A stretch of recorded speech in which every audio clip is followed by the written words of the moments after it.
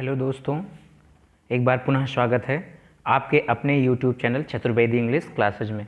मैं जितेंद्र चतुर्वेदी आज एक बार पुनः आपके लिए क्लास 10th यूपी बोर्ड की एक नई पोएम के साथ उपस्थित हुआ हूँ, जिसका टाइटल है द सॉम ऑफ लाइफ, जो कि एक इंस्पायरिंग पोएम है। और ये पोएम हेनरी वर्ड्सवर्थ लॉन्गफेलो के द्वारा कंपोज किया गया है, जिसमें कवि महोदय ने मानव जीवन के उद्देश्यों के बारे में बताया है। तो दोस्तों, इस पोएम को पढ़ने से पहले थोड़ा सा हम कवि महोदय के बारे में जान लेते हैं।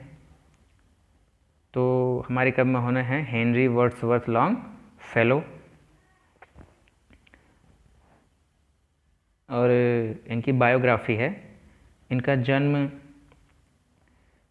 27 फरवरी 1807 में पोर्टलैंड यूएस में हुआ था। अर्थात यूएस का एक स्थान है पोर्टलैंड, उस जगह पर इनका जन्म हुआ था। और इनके पिता का नाम था स्टेफन लॉन्गफेलो और मदर का नाम था जिल्फा वर्ड्सवर्थ लॉन्गफेलो। और इनका जो एक्यूपेशन था वो एक पोएट थे और ये प्रोफेसर थे हार्वर्ड यूनिवर्सिटी में मॉडर्न लैंग्वेज के। और इनका जो एल्मा मीटर था, यानी कि इनकी शिक्षा दीक्षा जो थी, वो वोडिन कॉलेज, यूएस का एक है पोर्टलैंड का वोडिन कॉलेज, वहाँ पे हुआ था। और इनके कंपोजिशन में जो पोएम्स हैं वो हैं वॉइसेस ऑफ नाइट, जो कि 1839 में पब्लिश हुई थी। और ये जो प्रेजेंट पोएम है इसी कलेक्शन में से लिया गया है। और उसके बाद है बैलाड एंड अदर पोएम्स, ये भी एक कंपोजिशन है इनका, एक वॉल्यूम है पोएम्स की जो 1841 में पब्लिश हुई थी। और उसके बाद अगला है पोएम्स ऑन स्लेवरी, जो कि 1842 में पब्लिश हुआ था। और अगला जो कलेक्शन है वो है 3 बुक्स ऑफ सॉन्ग्स, ये 1872 में पब्लिश हुई थी। इसके अलावा और बहुत सारे इनके कंपोजिशन हैं, बहुत सारे क्या कहते हैं कलेक्शंस हैं। और इन्होंने 2 शादी किया था। इनकी 2 पत्नियां थीं। पहली पत्नी का नाम था मैरी स्टोनर पॉटर, जिनकी शादी सितंबर 14, 1831 को हुआ था। अर्थात जब इनकी पहली शादी हुई थी तो ये था सितंबर, यानी 14 सितंबर 1831। तो लगभग 29 साल की उम्र में इनकी पहली पत्नी की डेथ हो गई थी मिसकैरेज के कारण, गर्भपात के कारण इनकी पहली पत्नी की डेथ हो गई थी। और उसके बाद इन्होंने 1849 में दूसरी शादी की, तो जिनका नाम था फ्रांसिस एलिजाबेथ एप्लेटिन। और इनकी भी डेथ हो गई थी जल करके, इनके कपड़े में आग लग गई थी, इसलिए जल करके इनकी डेथ हो गई थी। और हेनरी महोदय का मृत्यु जो हुआ था, डेथ हुआ था, वो 24 मार्च 1882 को 75 साल की उम्र में कैम्ब्रिज के मैसाचुसेट्स में हो गया था। ये यूएस का एक प्लेस है मैसाचुसेट्स, वहाँ एक स्थान है कैम्ब्रिज, वहाँ पे 75 साल की एज में 24 मार्च 1882 में इनकी मृत्यु हो गई थी। तो दोस्तों, पोएम को शुरू करने से पहले थोड़ा सा उसके थीम को भी हम पढ़ लेते हैं, देख लेते हैं। तो the present poem is celebration of life, an earnest effort to see life in the right spiritual perspective. जो ये वर्तमान कविता है, ये जीवन का सेलिब्रेशन है, लाइफ का सेलिब्रेशन है। अर्थात आप अपने लाइफ को इस अर्थ पर किस प्रकार से सेलिब्रेट कर रहे हैं, किस प्रकार से जी रहे हैं, ये उस तरीके को बतलाता है। एन अर्नेस्ट एफर्ट, एक दृढ़ प्रयास, अर्नेस्ट मीन्स होता है दृढ़ यानी कठोर, एफर्ट मीन्स प्रयास या कोशिश, टू सी लाइफ यानी जीवन को देखने का, इन द राइट स्पिरिचुअल पर्सपेक्टिव, एक सही आध्यात्मिक दृष्टिकोण को देखने का। अर्थात जीवन को एक सही आध्यात्मिक दृष्टिकोण में देखने का एक दृढ़ प्रयास है। अर्थात आपने इस धरती पर जन्म लिया है, मानव जीवन पाया है, अर्थात मानव का जन्म लिया है, तो आपका कुछ उद्देश्य बनता है। आप उन उद्देश्यों की पूर्ति किस प्रकार से करते हैं और उन उद्देश्यों की पूर्ति करने के लिए आपको क्या करना होगा, उन सब चीज़ों को इस पोएम में पोएट ने बताया है। इन द साल्म्स, साल्म मीन्स होता है द बाइबिल, बाइबिल को हम साल्म्स भी बोलते हैं। एट द सम प्लेसेज, अर्थात बाइबिल में कुछ जगहों पर human life has been referred to as something of little consequences, अर्थात बाइबिल में कुछ जगहों पर मानव जीवन को एक छोटा सा परिणाम बताया गया है, एक छोटे से परिणाम के रूप में बताया गया है कि इस धरती पर मानव किसी एक छोटे परिणाम का, मतलब एक छोटा सा परिणाम है कि किसी एक पर्टिकुलर ऑब्जेक्ट के कारण उसका जन्म इस धरती पर हुआ है, एक विशेष वर्क के लिए इस धरती पर उसका कार्य, मतलब उसका जन्म हुआ है। मानव का इस धरती पर एक विशेष कार्य के लिए जन्म हुआ है और उस कार्य के उद्देश्य की पूर्ति के लिए मानव अपने जीवन को किस प्रकार से सार्थक बनाता है, ये इस पोएम के माध्यम से पोएट बताने का प्रयास करता है। In this poem the poet does not agree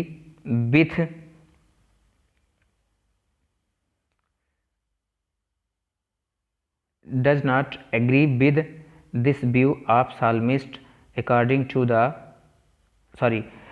in this poem the poet does not agree with this view of psalmist।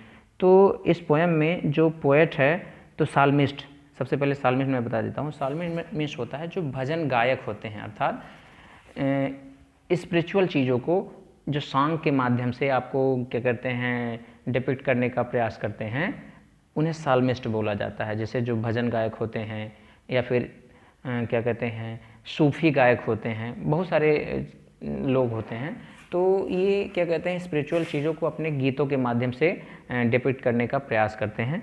तो पोएट कहता है कि जो साल्मिस्ट का, अर्थात जो अगर बाइबिल को देखा जाए तो बाइबिल में जो चीज़ें बताई गई हैं मानव के लिए, तो पोएट उसको, उस पॉइंट ऑफ व्यू को निगलेक्ट करता है, उसको नहीं मानता है, उससे एग्री नहीं करता है।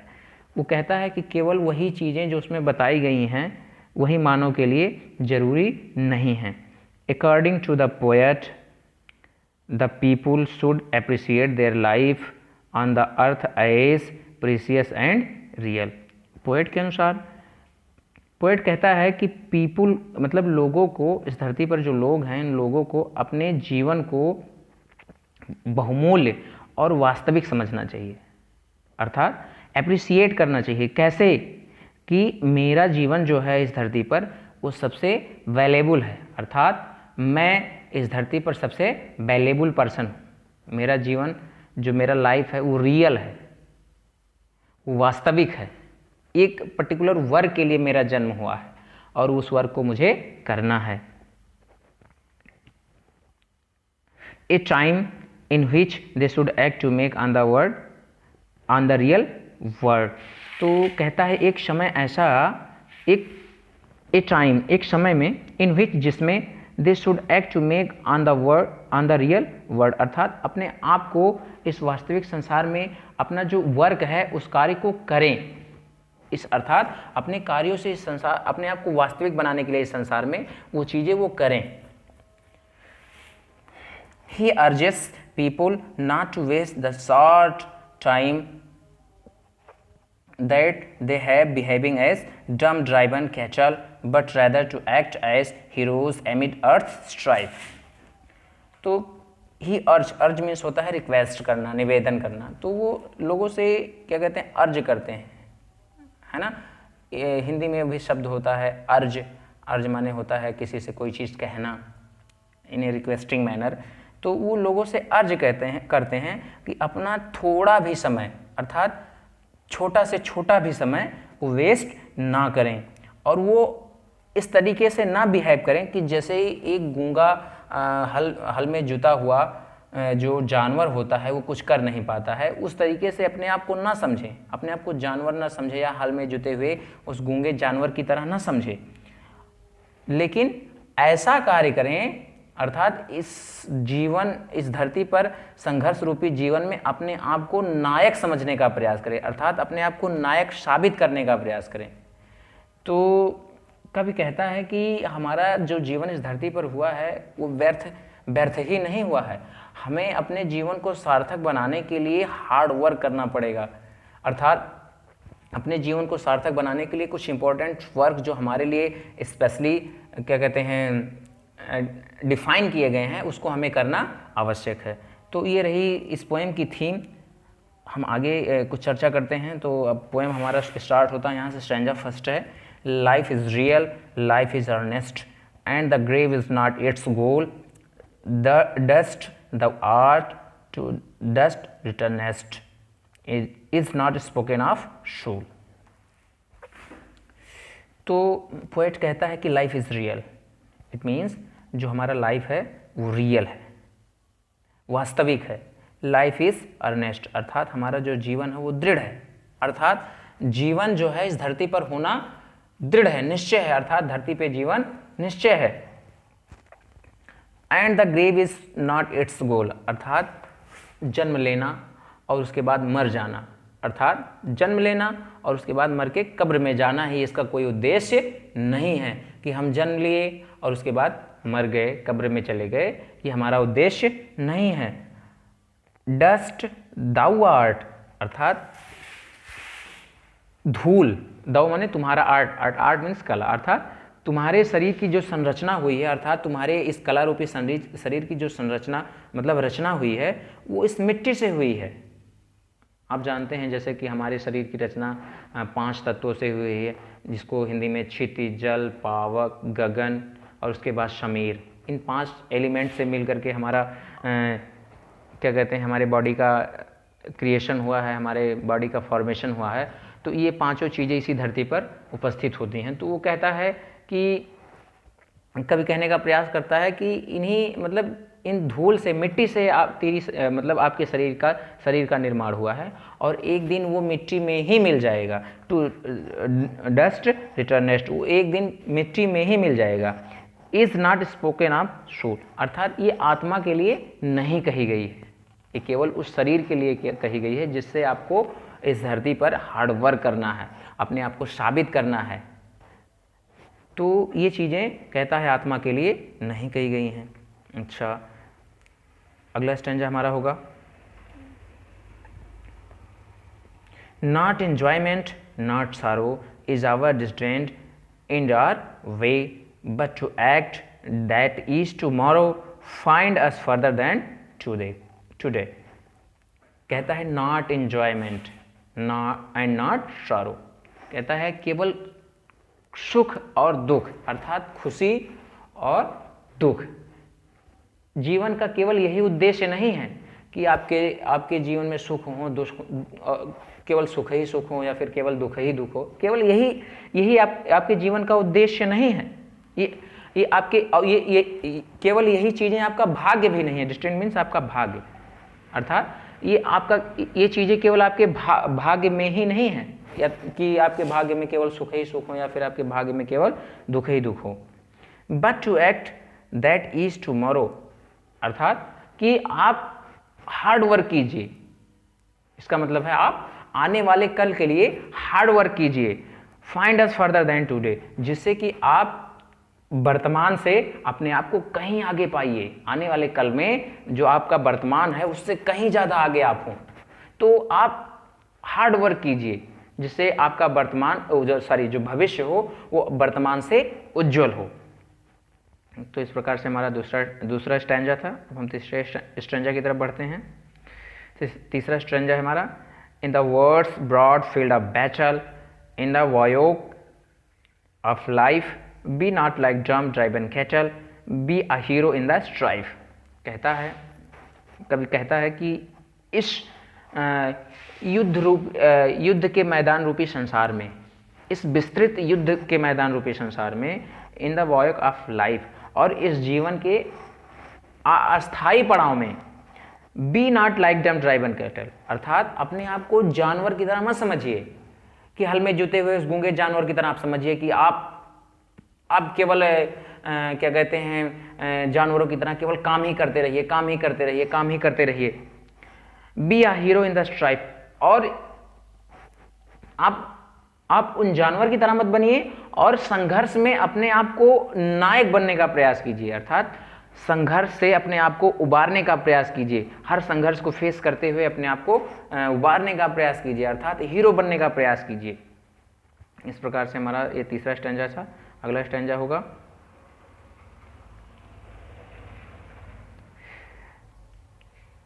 let us then be up and doing with a heart for any fate, still achieving, still pursuing, learn to labor and to wait।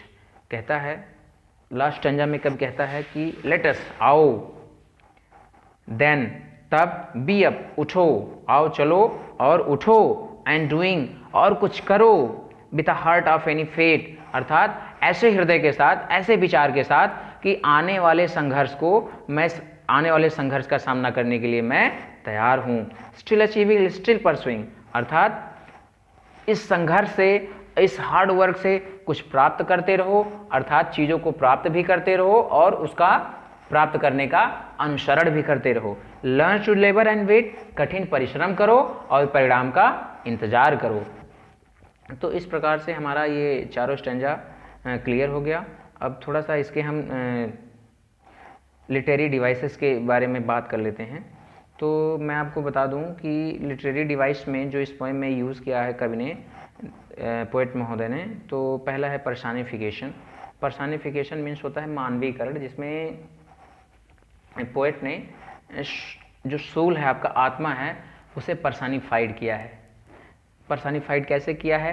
तो पोएट ने कहा, मतलब इस पोएम में बताने का ये प्रयास किया है कि आत्मा जैसे अभी बोल उठेगी, आत्मा को एज ए ह्यूमन डिपिक्ट किया है और लगता है कि जैसे कि आत्मा खुद बात कर रही है। तो इस प्रकार से ये पर्सनिफिकेशन हो गया। एसोनेंस, आपका एसोनेंस में होता है कि जब आप किसी सेम लाइन में किसी वॉवेल का बार बार रिपीटेशन होता है। जैसे हम आपको दिखाते हैं,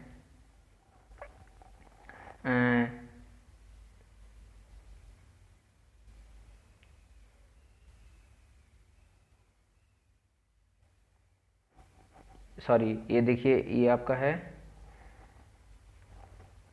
इसमें देखिए स्टिल में आई, फिर अचीविंग में आई आई आई, मतलब इस लाइन में आपका बहुत सारे, कई बार आपका ई वॉवेल जो है, सॉरी आई वॉवेल जो है उसका रिपीटेशन हुआ है। तो यहाँ आपका एसोनेंस होगा जब किसी सेम लाइन में एक वॉवेल की कंटिन्यूटी होती है, यानी अर्थात रिपीटेशन बहुत ज़्यादा होता है, तो वो आपका एसोनेंस होता है। किसी भी सेम लाइन में यदि किसी वॉवेल का अगर रिपीटेशन बार बार होगा तो आपका एसोनेंस होगा। उसके बाद हमारा अगला क्या है? अगला है एनाफोरा। एनाफोरा क्या मतलब होता है? एनाफोरा जो होता है वो किसी वर्ड का रिपीटेशन होता है, वो पूरे पोएम की बात होती है। एनाफोरा में मान लीजिए एक पोएम है और उस पोएम में किसी एक वर्ड का रिपीटेशन बार बार हुआ हो। जैसे पूरे पोएम में अगर हम चारों स्टैंजा देख लेते हैं तो लाइफ का जो रिपीटेशन हुआ है वो कई बार हुआ है। तो इस लाइफ के रिपीटेशन के कारण ये जो हमारा देखिए यहाँ पे लाइफ है, और उसके बाद हमारा देखिए लाइफ लाइफ, और उसके बाद फिर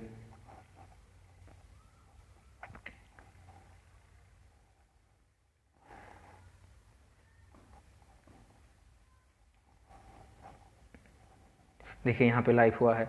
अर्थात जब किसी एक ही वर्ड का पोएम में रिपीटेशन बार बार होता है तो वहाँ आपका एनाफोरा होता है। एलिट्रेशन, अब एलिट्रेशन क्या होता है? जब किसी पोएम में, अर्थात किसी सेम लाइन में, पोएम की किसी सेम लाइन में जब किसी कॉन्सोनेंट का रिपीटेशन बार बार होता है तो वहाँ पे आपका एलिट्रेशन होता है। एलिट्रेशन और उसके बाद क्या कहते हैं, एसोनेंस में थोड़ा सा डिफरेंस है। एसोनेंस में क्या होता है, वॉवेल, किसी वॉवेल का रिपीटेशन होता है सेम लाइन में, लेकिन एलिट्रेशन में क्या होता है, किसी कॉन्सोनेंट का रिपीटेशन होता है बार बार। जैसे इसमें देखेंगे आप, देखिए नॉट एंजॉयमेंट एंड नॉट सारो, तो इसमें एन का रिपीटेशन कई बार हुआ है। देखिए एन, इसमें भी एन, यहाँ एन एन एन, मतलब इस लाइन में नॉट एंजॉयमेंट एंड नॉट सारो में एन का रिपीटेशन कई बार हुआ है, इसलिए आपका एलिट्रेशन है। अच्छा, अब थोड़ा सा हम जो हमारा अगला टॉपिक होगा वो हमारा होगा पोएटिक डिवाइस। जैसे जो लिटरेरी डिवाइस और पोएटिक डिवाइस, दो चीज़ें हमने आपको बताई हैं। तो दोनों तो अगर देखा जाए तो बेसिकली सेम होता है, लेकिन कुछ चीज़ें स्पेशली पोएट में पोएम में यूज़ की जाती हैं। जैसे आपका राइमिंग स्कीम हो गया, तो राइमिंग स्कीम केवल पोएम में यूज़ की जाती हैं, और इस पोएम का जो राइमिंग स्कीम है वो A B rhyming scheme follow करता है। अर्थात हम आपको बताते हैं कैसे राइमिंग स्कीम फॉलो होगा। ये हमारा देख लीजिए पहला स्टैंजा है, तो मान लीजिए लास्ट में है अर्नेस्ट, अब इसको हमने मान लिया ए, और उसके बाद सेकंड लाइन में है गोल, इसको मान लिया हमने बी, क्योंकि ये सेम नहीं है। उसके बाद थर्ड लाइन में जब हम आते हैं तो आता है रिटर्नेस्ट, तो रिटर्नेस्ट और अर्नेस्ट तीनों का देखिए, दोनों अर्नेस्ट और रिटर्नेस्ट का EST लास्ट में आपका मिल रहा है, देख लीजिए यहाँ पे। तो ये आपको हम इसको फिर ए मान लेते हैं, क्योंकि ये दोनों चीज़ें आपस में मिल रही हैं। और उसके बाद गोल, उसके बाद शोल, तो शोल आपका देखिए लास्ट का जो आपका कॉन्सोनेंट वर्ड है वो मिल रहा है, गोल शोल।